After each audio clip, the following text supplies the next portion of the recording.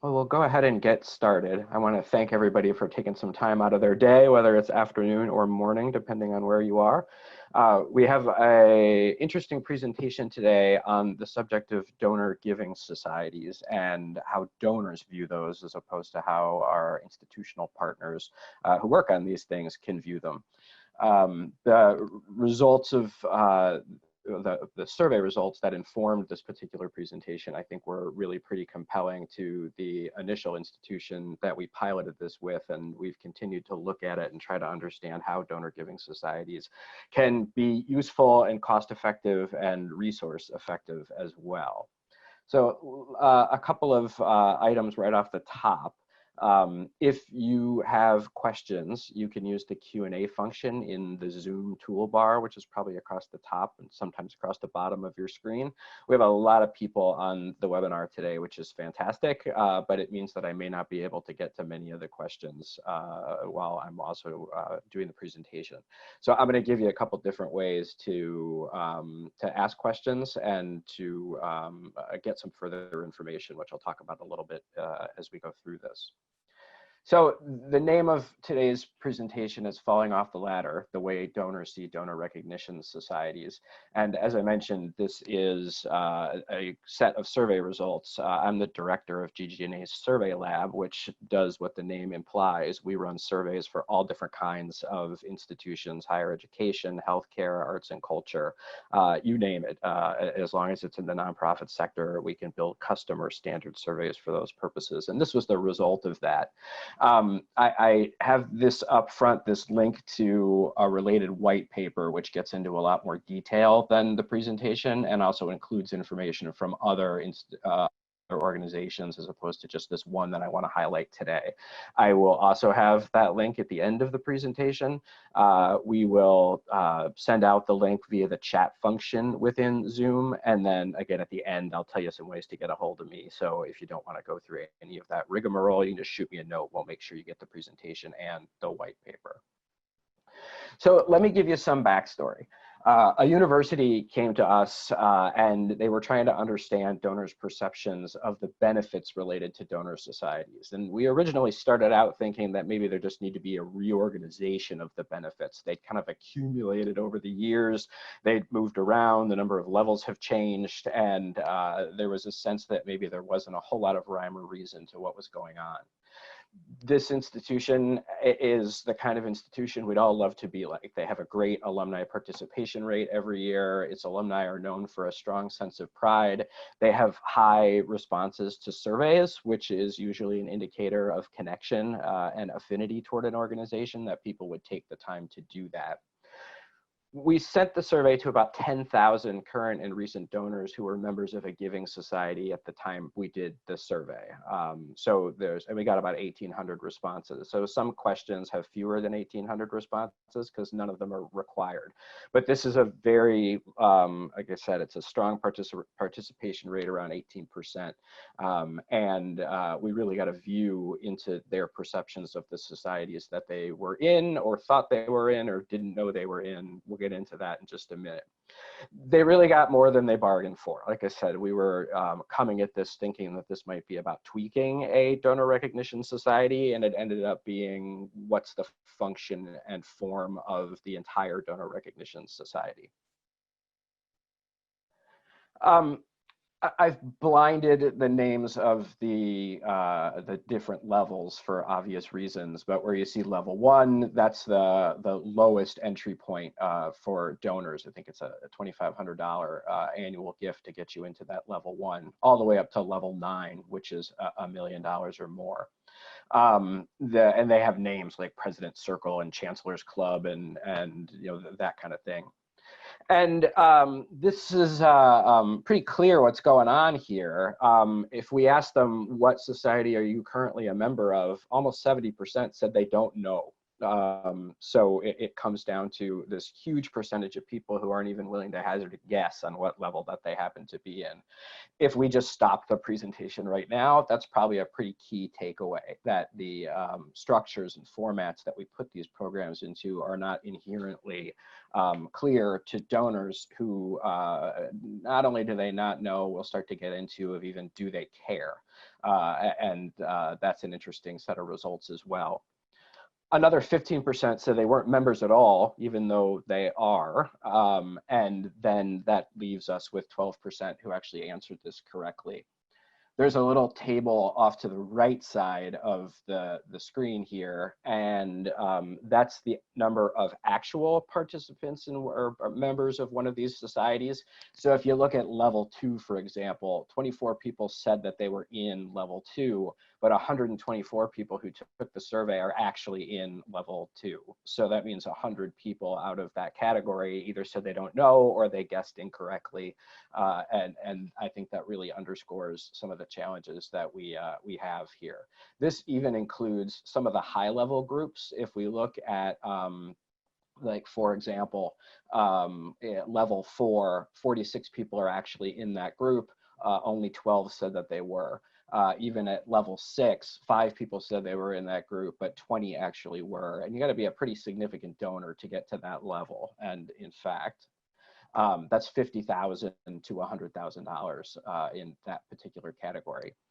Now, it turns out people may not know the level that they're in, but they know how much they gave. And you can see how the numbers line up. So in the $2,500 to $4,999 level, 392 people said that that's what they gave, and 394 people had actually given at that level. So there were only 2 who got it wrong. That could be as simple as they clicked the wrong button when they were taking the survey. It's just so close inside the margin of error. That's not something we'd be too concerned about. This brings up the concept of, do we want to talk more about the dollar values than we do about the club societies and their benefits, which we'll get to in just a moment here. Only 3% of donors said they don't know how much they gave in the prior year, which you'd kind of hope that that's the right answer. And you know, that means 97% at least hazarded a guess, and most of them got it right.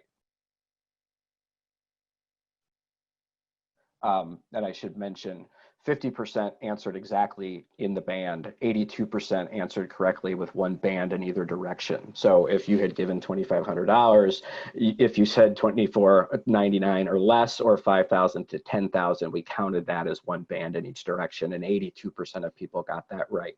So just to underscore, people don't necessarily know the name of the society that they're in, but they are aware of the dollar value. And as I said, I'm going to come back to that thought because there's something important there. So this is another set of data from the survey that I found to be particularly informative, if a bit discouraging potentially to those who manage donor recognition societies. When we asked the question, or the statement, I am aware of the giving levels that differentiate each level. So this is on a 7-point scale, where if somebody gave a 5, 6, or 7, so that's basically that I'm somewhat aware to very aware. Only 9% said they can differentiate between the levels. Only 7% of high-level donors of $25,000 or more said they could differentiate the levels. We were a little surprised that that number was lower than the general population of people who answered this survey. 2% said, I understand the benefits that come with my giving. So you can hear here that there's a certain refrain that's going on of that people do not understand what level they're in, and they don't understand the benefits that come with those levels. So that gets us to 2% as opposed to what would be a more encouraging number. Less than 1% answered that they view advancing levels as a motivator for their giving.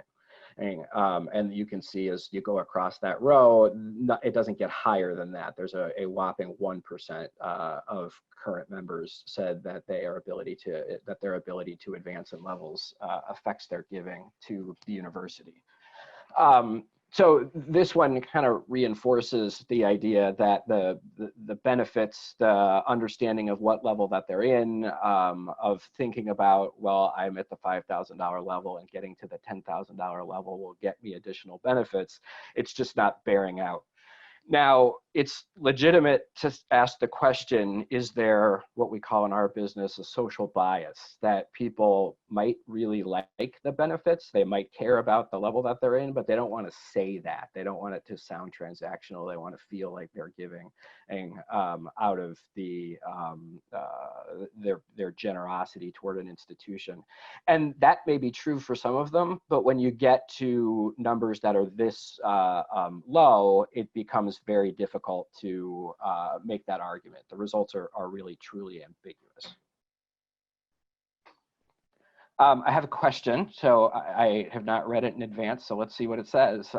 Did the Giving Society that was studied have an integrated solicitation strategy aligned with the Giving Society? Now, that's a really good question. The answer is sort of. They did time annual giving solicitation strategies with the Giving Society, so that there was a whole program, not directly, not for their entire annual giving program, but for target audiences that they wanted to upgrade into these levels. I hope that answers the question.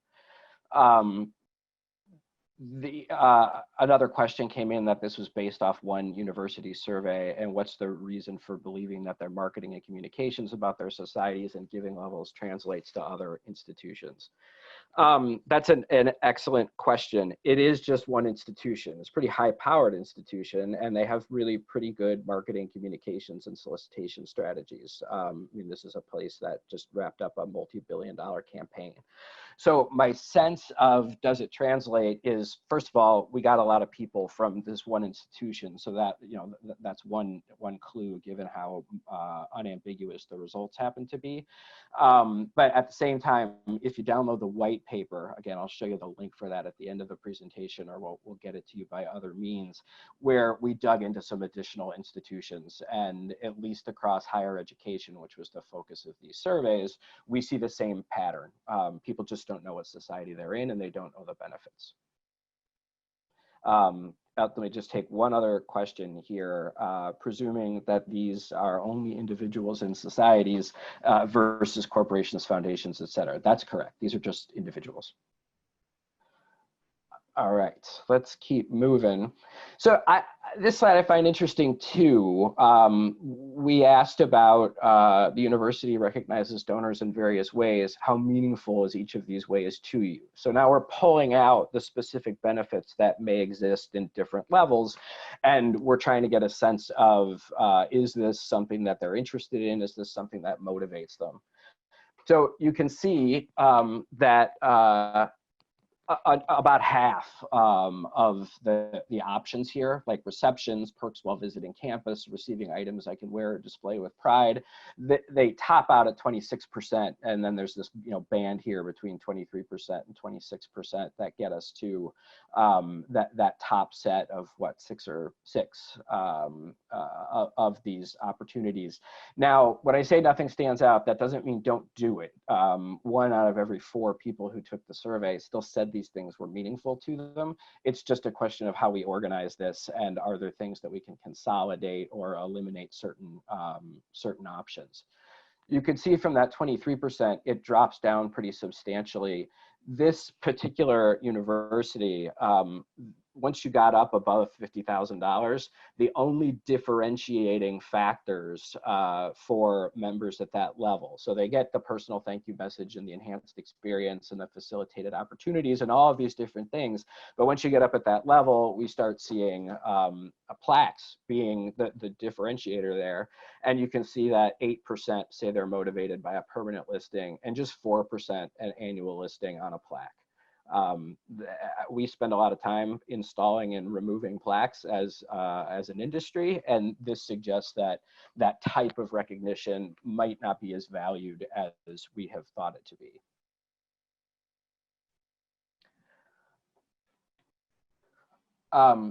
So this slide's important related to the next slide that I'm going to show you. But it turns out that donors give to make a difference, which is probably the best news in this entire survey, and it's exactly the way we want our donors to think. 71% say that hearing about the impact of their giving is meaningful, whether it's this organization or other organizations that they support. If you read the question at the top, it's when you think about other organizations you've supported, how important is each of these benefits to you?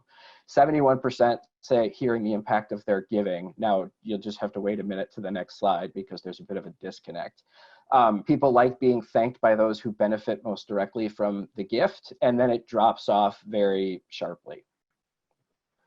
So donors give to make a difference. They appreciate some gratitude.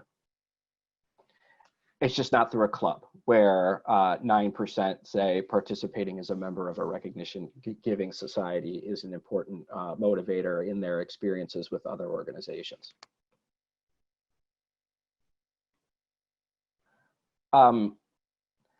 This slide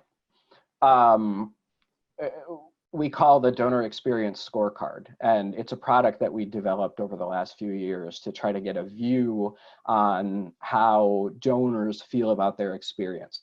When you get off an airplane or check out of a hotel, you get a survey the next day that asks, was the room clean, was the check-in process easy? And in the marketing world, they call this CX, customer experience.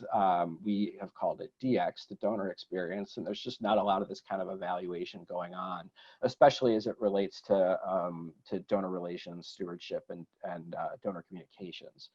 This is just one example. We see some great ones. We see some weaker ones. This is one of the ones that's a little bit on the weak side.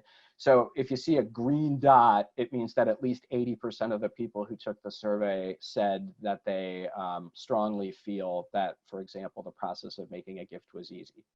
The yellow dots are between 60 and 79%, and the red dots are below 60%. So there's a lot we can take away from this slide. Let me show you the thing I kept promising to show you, which is the bottom row, where it says, understand the impact of giving. Just 31% of respondents to this survey, who again are all society level donors, some with multi-year, sometimes multi-decade relationships to the institution, nearly 70% are saying they don't fully understand the impact of their giving, even though we saw on the previous slide that 71% feel that that's the top way that they would like to be thanked and receive benefits related to their giving. I did a project for a big public university earlier this year where we interviewed their top 25 donors by dollar value, and time after time after time, they said, we love the stewardship we get, we love the relationship that we have with the staff that we work with, and the most meaningful thing that we get is a gift impact pamphlet or a gift impact report, which is very nicely produced, and for higher level donors, it's very customized. But I'll talk about how we might be able to deal with that kind of thing on a systematic level for larger numbers of people where you can't customize every single thing.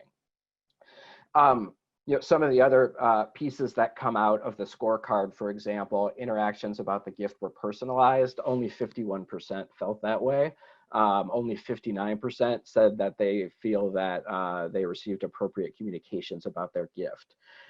So really, there's a lot of areas here that require some attention. And when you combine it with the idea that there are certain issues associated with donor recognition societies at this organization, it really starts to come together that they may have this backward, that they've been focused on benefits rather than impact. And this represents a real opportunity to start to flip those things around. Again, I'll talk more about that in just a second. So some recommendations. One is, let's look at the current structure of the 9 society levels and think about consolidating or eliminating those. Since most of those donors are unaware of their level and say they're unmotivated by a membership at any given level, this represents an opportunity to consolidate. In just a minute, I'll talk about why we don't want to get rid of them completely. But if we can still give people the benefit of being in a society, we can still offer benefits, then that might be an opportunity to go from 9 down to, say, 4 levels, which would just make management of those and the time and financial resources that go into maintaining communications around that, making sure that the benefits are parsed out correctly. This represents a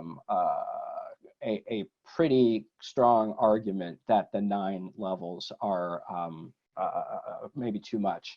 We did a similar survey for another university about 1.5 years ago, and they actually went ahead with our recommendation, consolidated their number of levels from 11 to 3 plus a planned giving society, and they didn't get a single complaint or comment, and they also saw no decrease in giving from those groups. In fact, it went up by a few percentage points.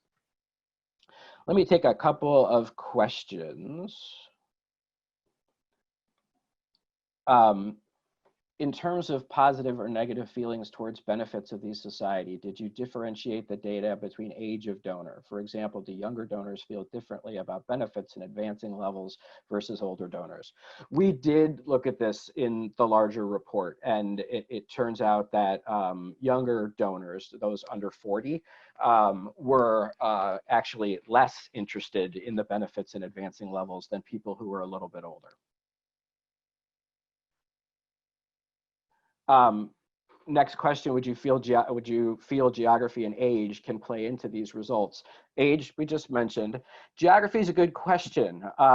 We've as I have said, this is an institution that is top tier from a fundraising perspective, and is that extrapolatable across all different kinds of organizations? It's hard to say. We've done surveys like this at smaller organizations and larger organizations, but not across hundreds of places. And part of that is that this originally started as 2 custom projects that clients came to us to do, as opposed to a standard process. It's also the kind of thing where if you integrate it with the scorecard, you can start to piece together what a systematic kind of out-of-the-box survey would look like.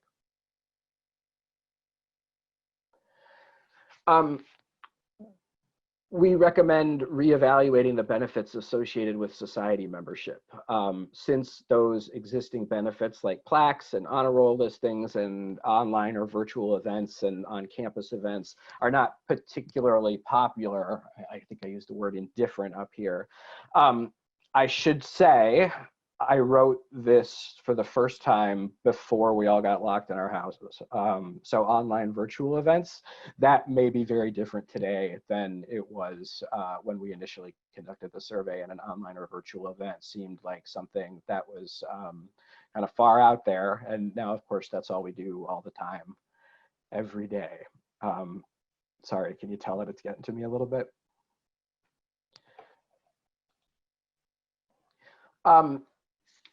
I feel that this is the most important recommendation.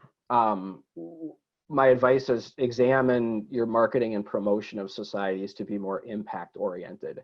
So at this particular organization, the benefits were listed on a page within their website, and it talked about benefits. So it said if you give between $25,000 and $49,999, you will receive access to these exclusive events and personal thank you from the president and whatever.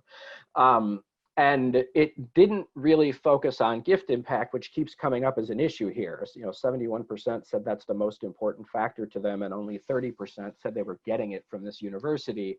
So what if we flip those communications? Instead of saying these are the benefits, what if we lead with this is the impact and then follow that with the benefits? So we might say a $5,000 gift will support a student, for example, to do X, Y, and Z.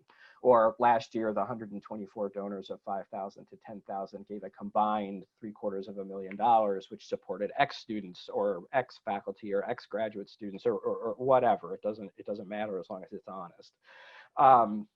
And only then start to list out as a benefit to participating in this gift level, we'd like to thank you by offering the following benefits. Let me see if there's another question that's come in. Do legacy societies offer different results than annual giving clubs? Sort of. The part of it is that it's more important in legacy giving societies because you need to keep people engaged, because we all know the risk of losing a planned or otherwise estate type gift. So that forms a level of stewardship that's particularly important. So I do think that legacy societies are something that you may want to hang on to. And as I said a minute ago, the other university that I know has taken sort of drastic action on giving societies, they went from a large number down to 3, and then they added a legacy society on top of that. So my personal sense of this is that is useful. Question, were donors to performing arts at venues and athletics excluded from the survey? Doesn't matter. If it was a charitable gift to this university and it put them in one of these levels, they were in that level.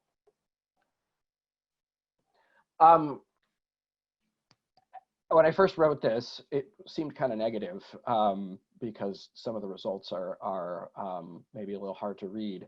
But Martin Grenzebach, after seeing me run through this once, made a really important point, which is that societies aren't all bad. And maybe instead of using them exclusively on the back end of a gift, after the gift comes in, does this represent an opportunity for qualification on the front end before a gift is made? So you send out a leadership annual giving officer, qualification visit, any of those kinds of things. We often ask for gifts in those scenarios. And if you just go in and say, would you like to make a $5,000 contribution, the donor sometimes wonders, why 5,000? Why wasn't it 25,000? Why wasn't it 100? And then if we can point to, there are giving levels that are defined by their dollar value and say, if you give $10,000, you're in this consolidated range of between 10,000 and 49,999, and it becomes much clearer where the number came from. So we do think giving societies have a place. We do not recommend that you eliminate them. It's a question of how do we become more efficient in our use of them, and I do think this is an important recommendation about using it up front. Let me see if I can get one more question in here. Is this similar to membership in an arts organization? Maybe. I do think that there are some fundamental differences because for the most part, arts organizations are destinations. A university campus may not be near where you live. It may be a place that you have only visited sporadically, where in an arts organization, in normal times, people actually show up. So, and they can show up to events. It's much easier for them to show up and talk to leadership. So I think there's some similarity, as well as the fact that I think, again, when things return a little bit to normal and people start going out again, it carries a different set of benefits associated with it.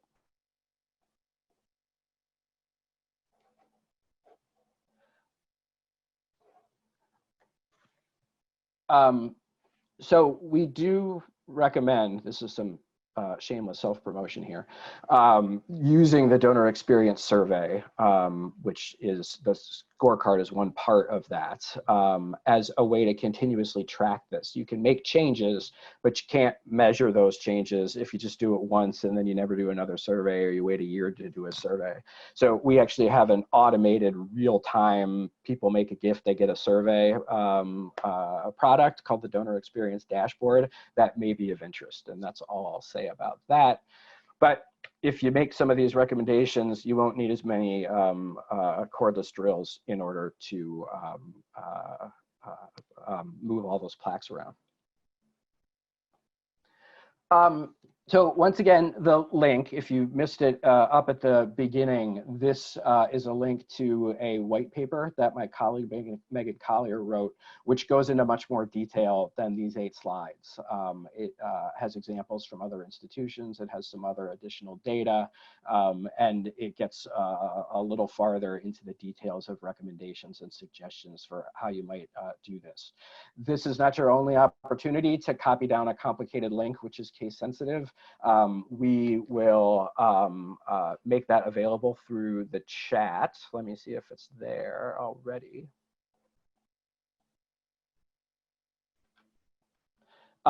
It's just been sent out by my colleague Damien. So if you go to the chat function, you can click the link, or you can copy the link to cut and paste later. All you got to do is fill out a form, and it'll direct you to the to it as well. You're more than welcome to contact me directly. Here's my email address and my phone number. I'll make sure you get a copy of this presentation as well as the white paper. You can find me on LinkedIn as well. Just Google Dan Lohman LinkedIn. And I don't know if I'm the only one anymore, but I'm the first one. So that makes me happy. I mean, it's like being in a donor society. I'm in that club. Let me just take a quick look to see. I know we're at time here. Let me see if I can find a couple other questions I might be able to answer. Oh, I should say, I will answer every question. I just may not be able to do it on the phone here, and we'll create a blog post that contains the answers to those questions. So that will be coming out shortly, as soon as I can get those answers written down in the next couple of days, early next week. Let's see, another question was giving society based on annual gifts or cumulative giving. It's annual gifts. There were a couple that were cumulative, but for the most part, it was an annual gift. The big difference, well, actually, that's not true.